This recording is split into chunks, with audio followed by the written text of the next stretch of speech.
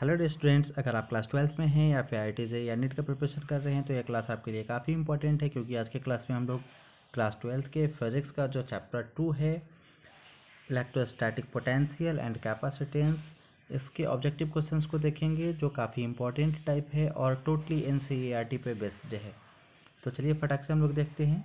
Question number 1 है आपका, the work done in rotating N electric dipole P vector in electric field E by angle theta from common initial direction is। जैसे मान लीजिए कि अगर हमारे पास यूनिफॉर्म इलेक्ट्रिक फील्ड है, इसमें हमारा एक इलेक्ट्रिक डाइपोल रखा हुआ है। इलेक्ट्रिक डाइपोल पे ये फोर्स एक इधर अप्लाई हो रहा है और एक इधर अप्लाई हो रहा है, जिसके वजह से टॉर्क प्रोड्यूस हो रहा है। अब इस टॉर्क के अलोंग मान लीजिए कि हमारा ये थीटा के अलोंग इस तरह से घूम रहा है कुछ थीटा एंगल पे। तो इस कंडीशन में हम लोग टॉर्क का टाउ का फॉर्मूला जानते हैं PE साइन थीटा। अब मान लीजिए कि PE साइन थीटा जो हमारा चेंज हो रहा है वो छोटा सा एंगल, पहले हम लोग कुछ डी थीटा मान लेते हैं। जो छोटा सा एंगल डी थीटा के अलोंग हमारा रोटेट हो रहा है, तो हम लोग को टोटल एंगल थीटा के लिए फाइंड करना है कि टोटल वर्क डन कितना हो रहा है। तो उसके लिए हम लोग क्या, ये फोर्स अप्लाई हो रहा था और इनटू ये हमारा एंगुलर डिस्प्लेसमेंट हो गया डी थीटा। तो ये हमारा वर्क हम पता कर दिया कि टोटल वर्क इतना हो रहा है छोटा सा एंगल डी थीटा के लिए। तो हमको क्या करना पड़ेगा, इसको इंटीग्रेट करना पड़ेगा टोटल वर्क डन के लिए थीटा एंगल के लिए। तो इस कंडीशन में जो हम लोग एंगल कंसिडर करेंगे वो 0 से लेकर थीटा तक कंसिडर करेंगे। अब पी तो हमारा कांस्टेंट टर्म है, इसको हम लोग इंटीग्रेशन में बाहर निकाल देंगे और साइन थीटा का हो जाएगा हमारा कॉस थीटा। और जो हमारा एंगल है, जो हमारा लिमिट है वो 0 से लेके थीटा के बीच में है। तो पहले अगर हम लोग डाल दें साइन थीटा का जो हमारा इंटीग्रेशन होगा वो कॉस थीटा माइनस में होगा, माइनस कॉस थीटा। ठीक है, तो यहाँ पे हम लोग पी तो हमारा बाहर है, पी को हम लोग बाहर रहने देते हैं और इधर हम लोग डालेंगे माइनस कॉस थीटा। तो एक बार हम लोग थीटा के बदले में कुछ थीटा एंगल डालेंगे तो माइनस कॉस थीटा ही रहेगा। दूसरा बार हम लोग माइनस थीटा के बदले में 0 डिग्री डालेंगे, कॉस 0 डिग्री। तो कॉस 0 डिग्री का वैल्यू कितना हो जाएगा 1, मतलब PE इंटू यहाँ पे माइनस कॉस थीटा और यहाँ पे +1 हो जाएगा हमारा।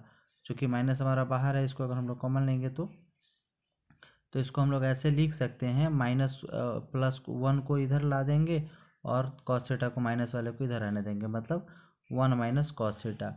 मतलब वर्क डन जो हमारा हो जाएगा total PE into 1 minus cos theta.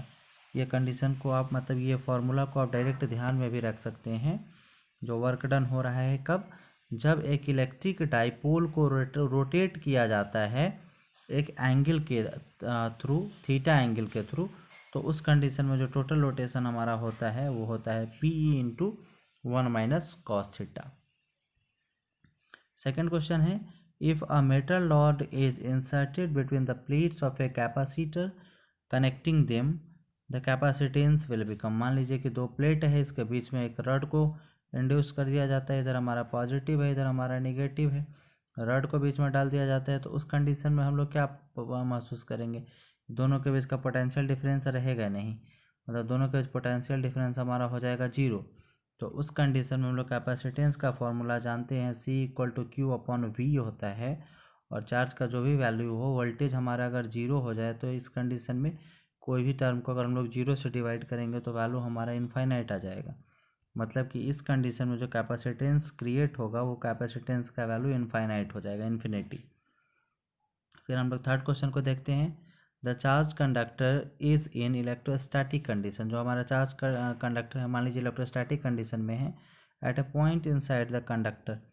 तो एक पॉइंट पे कंडक्टर के अंदर 4 कंडीशन है जिसमें से हमको चूज करना है कि कौन सा कंडीशन सही होना चाहिए। पोटेंशियल इज 0, पोटेंशियल 0 नहीं होगा क्योंकि चार्ज है तो वहाँ पे पोटेंशियल तो रहेगा ही रहेगा। सेकेंड हमारा potential gradient is 0। Third condition है इलेक्ट्रिक फील्ड ग्रेडियंट तो हमारा 0 होगा ही नहीं क्योंकि इलेक्ट्रिक फील्ड भी वहाँ पे रहेगा एट एनी पॉइंट ABC, ये निरर्थक है।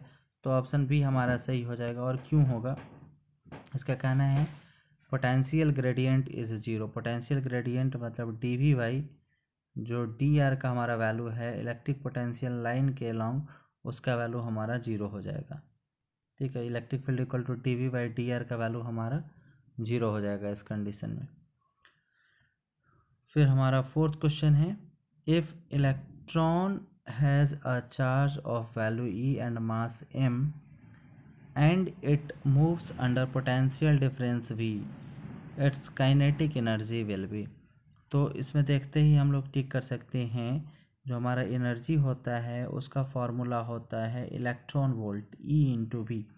मतलब जो इलेक्ट्रॉन हमारा ट्रांसफ़र हो रहा है पोटेंशियल डिफरेंस V के कारण, तो जो हमारा इलेक्ट्रॉन ट्रांसफ़र हो रहा है वो इलेक्ट्रॉन इंटू जो पोटेंशियल डिफरेंस रहेगा उस कंडीशन में V।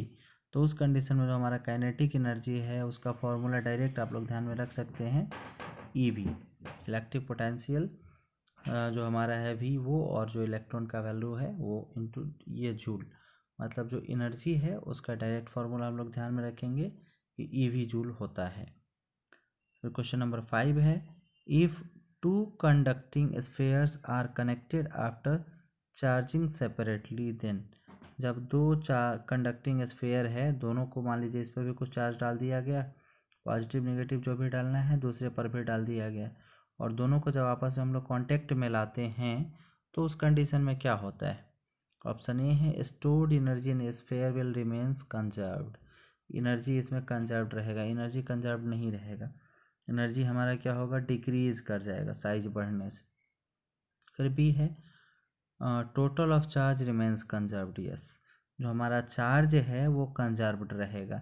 जैसे मान लीजिए कि इस पे अगर एक पे हम लोग 5 कूलम कुछ लाए हुए हैं, दूसरे पे मान लीजिए कि 5 कूलम चार्ज लाए हुए हैं, मान लीजिए इस पर 2000 इलेक्ट्रॉन है, इस पे 1000 इलेक्ट्रॉन है। अगर दोनों को हम लोग कंबाइन करवाते हैं, दोनों को अगर हम लोग अटैच कर देते हैं तो टोटल जो हमारा चार्ज का वैल्यू है वो सेम रहेगा, वो कभी भी ऊपर नीचे नहीं होगा। मतलब टोटल चार्ज जो है वो हमारा रिमेन्स कंजर्व्ड, टोटल चार्ज हमारा कंजर्व रहेगा, मतलब टोटल चार्ज हमारा सेम बना रहेगा। फिर क्वेश्चन नंबर 6 है, if an electric dipole is kept in a uniform magnetic field then resultant electric force on it is. मान लीजिए कि इसका कहना है कि यूनिफॉर्म इलेक्ट्रिक फील्ड है, इस यूनिफॉर्म इलेक्ट्रिक फील्ड में अगर कोई हमारे इलेक्ट्रिक डाइपोल रखा हुआ है, किधर भी डाल दीजिए, मान लीजिए कि इलेक्ट्रिक डाइपोल ऐसे डाला हुआ है, तो एक फोर्स इस पर लगेगा, जितना फोर्स इस डायरेक्शन में लग रहा है उतना ही फोर्स हमारा इस डायरेक्शन में लग रहा है, तो दोनों फोर्स हमारा इक्वल और अपोजिट डायरेक्शन में है। तो इस कंडीशन में टोटल फोर्स हमारा क्या हो जाएगा, फाइनली 0। तो आंसर हो जाएगा हमारा ऑप्शन ए, ऑलवेज 0। जो टोटल फोर्स हो जाएगा उसका वैल्यू हमारा 0 है। फिर क्वेश्चन नंबर 7 है, in figure the charge on 2 microfarad capacitor will be.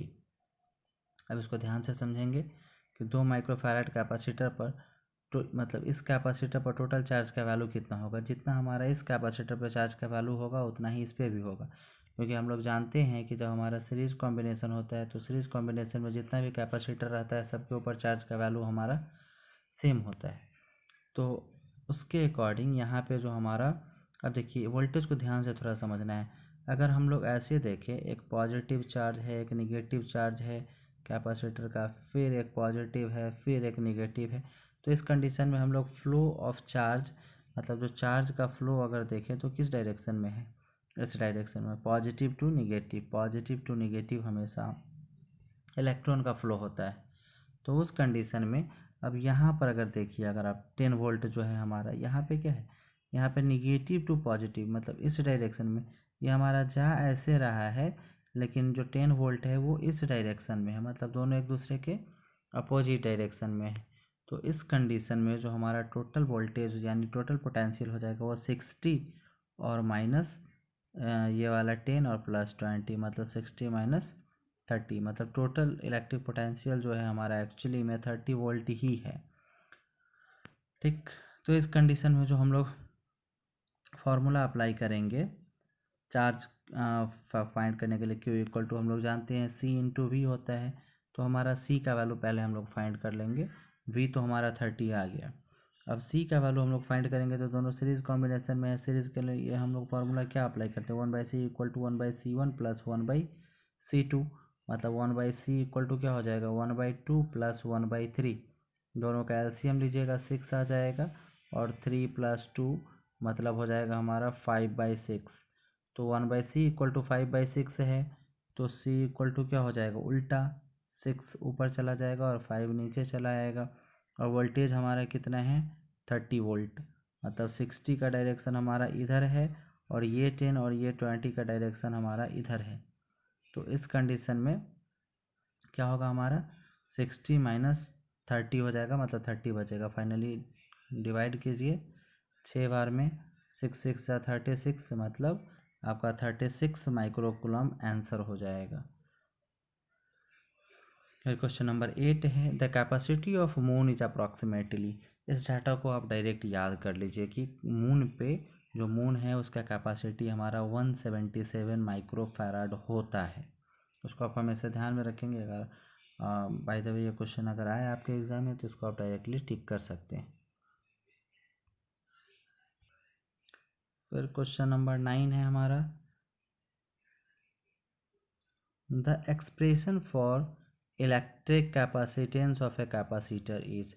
हम लोग का एक बहुत इंपॉर्टेंट फॉर्मूला जिसको आप हमेशा ध्यान रखेंगे, Q = CV। तो यहाँ से C = क्या हो जाएगा, C = Q/V हो जाएगा, मतलब ऑप्शन ए हमारा करेक्ट हो जाएगा, C = Q/V। क्वेश्चन नंबर 10 है, the unit of capacitance of a capacitor is. जो हमारा कैपेसिटेंस होता है उसका ऐसा यूनिट आपको ध्यान में रखना है, फैराड होता है। फैराड जनरली माइक्रो फैराड या फिर नैनो फैराड यही आपको मिलेगा। फैराड बहुत कम मिलता है, फैराड हमारा बड़ा यूनिट माना जाता है। तो जो ऐसा यूनिट है कैपेसिटेंस का वो है farad. The dimension of electric capacitance, किसी भी चीज़ का डायमेंशन निकालने के लिए उसका फॉर्मूला सबसे पहले आपको ध्यान में रखना चाहिए। C = क्या फॉर्मूला है, Q/V।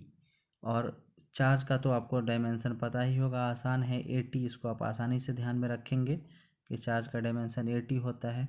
और इलेक्ट्रिक पोटेंशियल का फॉर्मूला होता है work by charge. Electric potential जो है work done per unit charge होता है, तो वर्क बाय चार्ज। अब वर्क का भी आप अगर याद रखते हैं डायरेक्ट तो बहुत अच्छा, नहीं तो आप बना भी सकते हैं। वर्क आपका होता है फोर्स इंटू डिस्प्लेसमेंट, और फोर्स का डायमेंशन आपको याद रहना ही रहना है, इसके बिना आपका काम नहीं चलेगा। ऊपर आपका चार्ज है 80, नीचे आपका वर्क बाई चार्ज है, वर्क का फोर्स इंटू डिस्प्लेसमेंट। फोर्स का आप जानते हैं mLT⁻² होता है और डिस्प्लेसमेंट का L होता है, ठीक है। और डिवाइडेड बाय फिर नीचे आपका है चार्ज, तो चार्ज का फिर हो जाएगा 80। अब ये जो नीचे 80 है जाके ऊपर 80 से मल्टीप्लाई हो जाएगा, मतलब A²T²। एक पोर्शन तो आपको मिल गया A²T² ऊपर में। अब नीचे में है आपका mL²T⁻²। ऊपर जाएगा तो क्या हो जाएगा, m⁻⁻1 l⁻⁻2 t⁻⁻2 नीचे है, ऊपर जाएगा तो +2 हो जाएगा, और यहाँ पर t⁻2 ऑलरेडी है, मतलब t⁻4 हो जाएगा और a⁻2 हो जाएगा। मतलब ये हमारा ऑप्शन बी मैच कर रहा है, mL² t⁻4 a⁻−2। Sorry option A match कर रहा है। m⁻−1, m हमारा नीचे से ऊपर जाएगा तो m⁻−1, और l का पावर नीचे l² नीचे है तो ऊपर जाएगा तो l⁻−2, और t जो हमारा ऊपर गया है तो t⁻4, और a का पावर हमारा ऊपर है 2। तो m⁻−1 l⁻−2 t⁻4 a⁻2, इसको आप ध्यान में रखेंगे। या तो आप डायरेक्ट याद भी कर सकते हैं, पर वो थोड़ा सा मुश्किल है, आप बनाने वाले प्रोसेस को ही ध्यान में रखेंगे तो ज़्यादा अच्छा रहेगा। क्वेश्चन नंबर 12 है, the capacitance of a spherical capacitor in air is directly proportional to. जो हमारा कैपेसिटेंस होता है स्फेरिकल कैपेसिटर का, उसका फॉर्मूला हम लोग ध्यान में थोड़ा सा रखेंगे, 4πε0 इंटू AB और बाई B-A, जहाँ पर हमारा B एक, जैसे मान लीजिए ये हमारा स्फेरिकल कैपेसिटर है, तो A मान लीजिए हमारा अंदर वाला का रेडियस है और B बाहर वाले का रेडियस है, मतलब हमारा इस पे B और A पे डिपेंड करता है। मतलब ओवरऑल इसका क्वेश्चन का जो स्टेटमेंट था, the capacitance of spherical conductor in air is directly proportional. तो किसके डायरेक्टली प्रोपोर्शनल है? Option B, radius of sphere के। फिर क्वेश्चन नंबर 13 है हमारा। क्वेश्चन नंबर 13 है the expression for potential energy of charges on capacitor is. ये बड़ा इंपॉर्टेंट क्वेश्चन है, ये प्रूफ करने के लिए भी 5 मार्क्स का आपके एग्जाम में आता है। तो इलेक्ट्रिक पोटेंशियल एनर्जी जो है हमारा ए इक्वल टू 1/2 CV² होता है। या तो ऑप्शन में आपको ये रहेगा या फिर सी का वैल्यू यहाँ पर आप डाल दीजिए तो क्या मिलेगा हमको? 1/2 सी का वैल्यू हो जाएगा C equal to Q into V होता है, sorry C equal to Q V होता है और इंटू V²। तो एक वी से हमारा एक वी कैंसिल, मतलब ऑप्शन में आपको 1/2 क्यू इंटू वी भी हो सकता है या फिर 1/2 यहाँ पर v का वैल्यू डाल दीजिएगा तो आ जाएगा हमारा ऑप्शन Q²/c। ये भी हमारा ऑप्शन में हो सकता है, या तो ऑप्शन में ये रहेगा या तो 1/2 क्यू इंटू वी रहेगा या फिर 1/2 Q²/c रहेगा। तो आप ध्यान में रखेंगे तीनों वैल्यू को, या फिर आप एक भी ध्यान में रखेंगे तो चलेगा, आप उससे कैलकुलेट कर सकते हैं बाकी दो। क्वेश्चन नंबर 14 है due to the charge distribution between two charge conductors upon contact the stored energy. जैसे ही हम लोग क्या करेंगे, दो चार्ज कंडक्टर को हम लोग आपस में कांटेक्ट में लाएंगे। कांटेक्ट में लाने के बाद क्या होगा, इसका एरिया इंक्रीज करेगा। उस कंडीशन में हमारा जो इसका स्टोर्ड एनर्जी है वो डिक्रीज कर जाएगा। ठीक है, फिर हम लोग क्वेश्चन नंबर 15 को देखते हैं। When the distance between two parallel plates of a capacitor is increased. दो पैरेलल प्लेट कैपेसिटर के बीच का डिस्टेंस अगर इंक्रीज कर जाए, मान लीजिए कि ये इतना छोटा था अब इतना बड़ा हो गया, तो इस कंडीशन में हम लोग फार्मूला क्या जानते हैं कैपेसिटेंस का? A/ε0/d, जहाँ पर d हमारा दोनों कैपेसिटर के प्लेट्स के बीच का डिस्टेंस होता है। मतलब डिस्टेंस पर डिपेंड करता है, ये डिस्टेंस जैसे इंक्रीज करेगा वैसे क्या होगा, कैपेसिटेंस का वैल्यू डिक्रीज कर जाएगा। तो हम ऑप्शन बी हमारा करेक्ट हो जाएगा, decreases. Question number 16, if a glass rod that is dielectric of high dielectric constant. अच्छा, जो ग्लास रॉड है इसका डाइइलेक्ट्रिक कांस्टेंट हाई है, बहुत हाई है। ठीक है, is placed between plates of air gang capacitor it's capacitance. इसका कहना है कि दो कैपेसिटर प्लेट के बीच में कुछ हाई डाइइलेक्ट्रिक मटेरियल मतलब ग्लास रॉड को डाल दिया जाता है।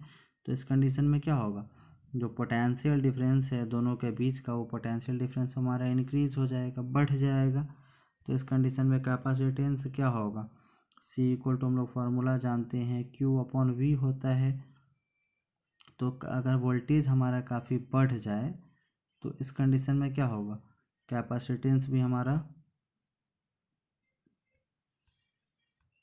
अच्छा, तो इसका एक फार्मूला हम लोग पढ़े थे कैपेसिटेंस का, पैरेलल प्लेट कैपेसिटर के लिए A/ε0/d।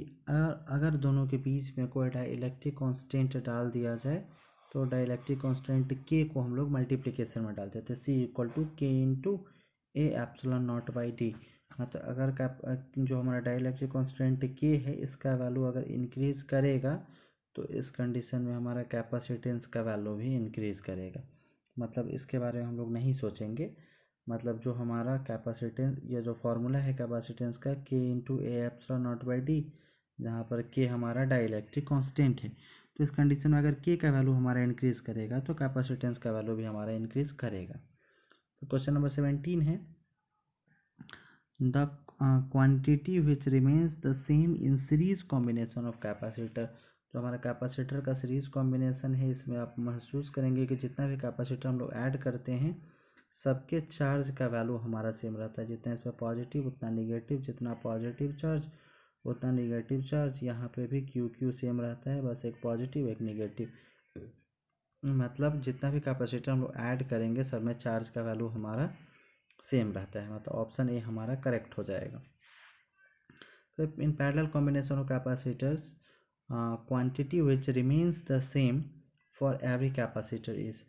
पैरेलल कॉम्बिनेशन में आप महसूस करेंगे, अगर रिमाइंड करें तो जितना भी हमारा कैपेसिटर होता है सारे का वोल्टेज एक समान होता है।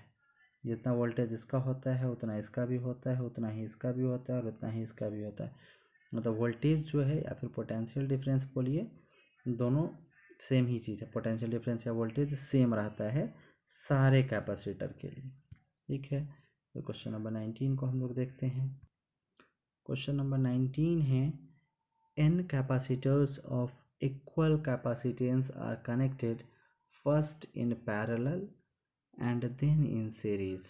मान लीजिए कि 4 कैपेसिटर या फिर 5, जितना भी कैपेसिटर आपको लेना है, मान लीजिए पहले वो सीरीज़ में जुड़ा हुआ है, मान लीजिए 2 ही हम लोग ले रहे हैं।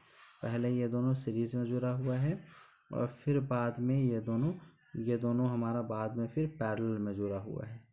ठीक है, तो इस कंडीशन में जो हमारा रेशियो होगा, मतलब एक साथ नहीं, अलग अलग है, पहले दोनों सीरीज़ में निकाल देंगे फिर दोनों का हम लोग पैरेलल में निकाल देंगे इस तरह से।